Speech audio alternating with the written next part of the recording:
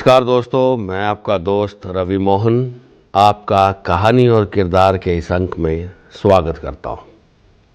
आज मैं आपको हरिशंकर परसाई जी की छोटी सी कहानी मुंडन सुनाने जा रहा हूँ।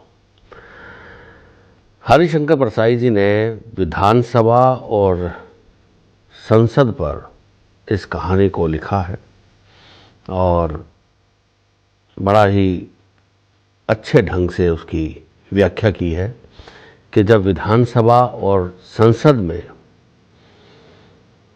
विपक्ष और पक्ष मतलब सरकार और विपक्ष की किसी भी बात को लेकर के बहस होती है, उस पर इस कहानी को गढ़ा गया है और जिस व्यंग्यात्मक तरीके से इसको गढ़ा गया है उसे सुनकर आपको बड़ा अच्छा लगेगा और समझ में आएगा कि आज़ादी के 75 साल बाद भी हम कहीं ना कहीं गुलामी की ओर ही खड़े हैं।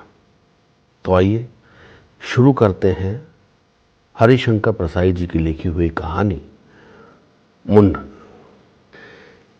किसी देश की संसद में एक दिन बड़ी हलचल मची।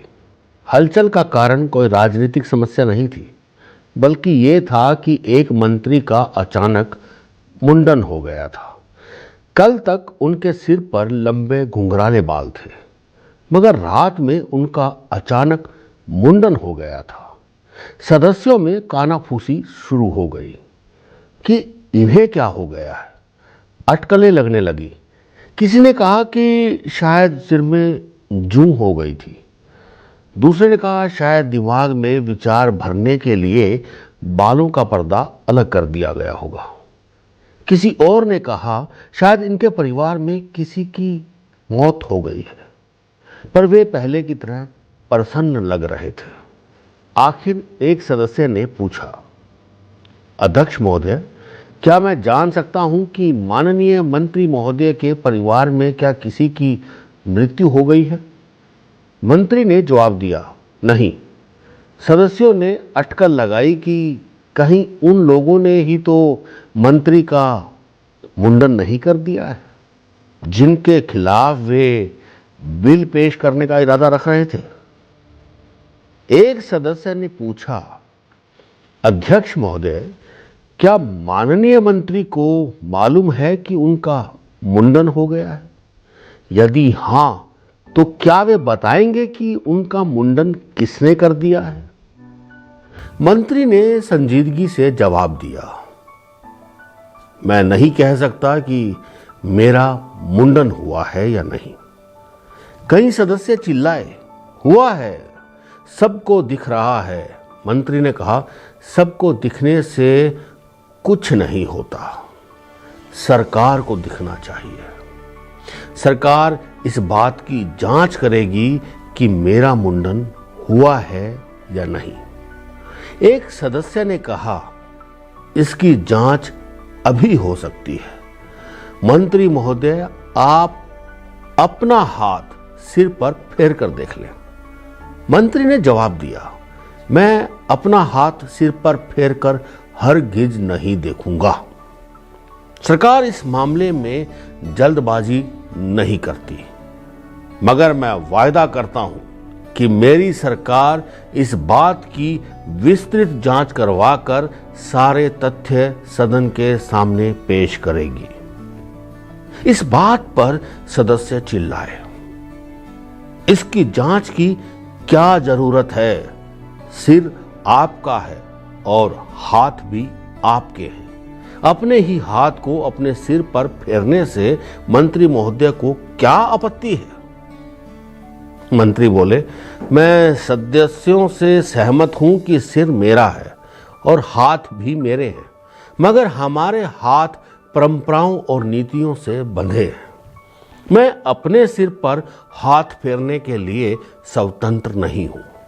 सरकार की एक नियमित कार्य प्रणाली होती है। विरोधी सदस्यों के दबाव में आकर मैं उस प्रणाली को भंग नहीं कर सकता। मैं सदन में इस संबंध में एक वक्तव्य दूंगा।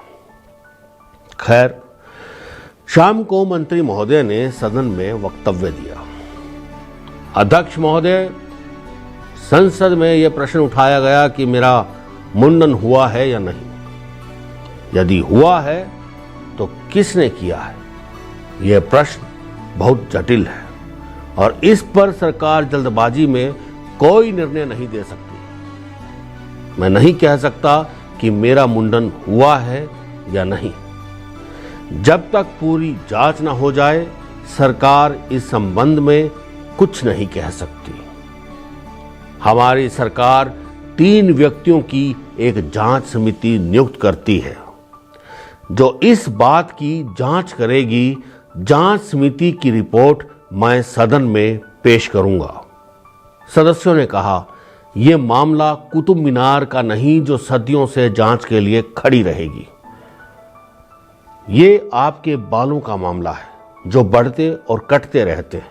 इसका निर्णय तुरंत होना चाहिए। मंत्री ने जवाब दिया, कुतुब मीनार से हमारे बालों की तुलना करके उनका अपमान करने का अधिकार सदस्यों को नहीं है। जहां तक मूल समस्या का संबंध है, सरकार जांच के पहले कुछ नहीं कह सकती। जांच समिति सालों जांच करती रही। इधर मंत्री के सिर पर बाल बढ़ते रहे। एक दिन मंत्री ने जांच समिति की रिपोर्ट सदन के सामने रख दी। जांच समिति का निर्णय था कि मंत्री का मुंडन नहीं हुआ। सत्ताधारी दल के सदस्यों ने इसका स्वागत हर्ष ध्वनि के साथ किया। सदन के दूसरे भाग से शर्म करो की आवाजें उठी। ऐतराज उठे, एकदम झूठ है यह, मंत्री का मुंडन हुआ था। मंत्री मुस्कुराते हुए उठे और बोले, ये